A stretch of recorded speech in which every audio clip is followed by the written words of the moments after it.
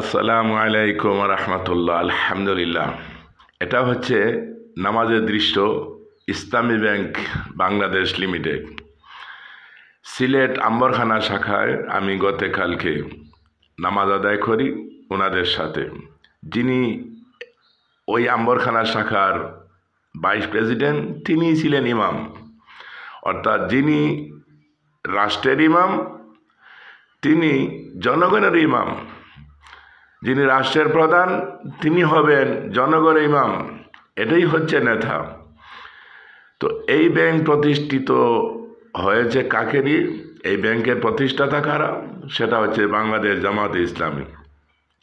তো যাদের প্রতিষ্ঠানে ব্যবসাতে জমাতবদ্ধভাবে নামাজ আদায় করে আল্লাহকে স্মরণ করে, সেই লোকগুলি যদি রাষ্ট্রীয় ক্ষমতায় যায়, বলেন তো কেমন হয়? সুতরাং আসেন আমরা যে কোনো একটা ইসলামী দলে যুক্ত হই, ইসলামী দলকে ভালোবাসি, তাদের পক্ষে কাজ করব, সুন্দর সমৃদ্ধি একটি বাংলাদেশ উপহার দেওয়ার জন্য আমরা ইসলামী দলের সাথে কাজ করব। সুন্দর অর্থনৈতিক এবং বাংলাদেশ সমৃদ্ধি, এই অর্থনৈতিক সমৃদ্ধি এবং বাংলাদেশের উন্নয়নের জন্য আমরা সবাই মিলে কাজ করব।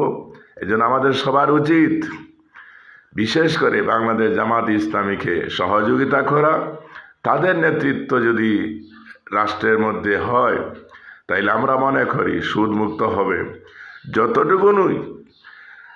যতটুকুনই তারা পারছে না সেটা হচ্ছে রাষ্ট্রের আইন অনুযায়ী তারা পারছে না। ধন্যবাদ সবাইকে, ভিডিওটি শেয়ার করবেন।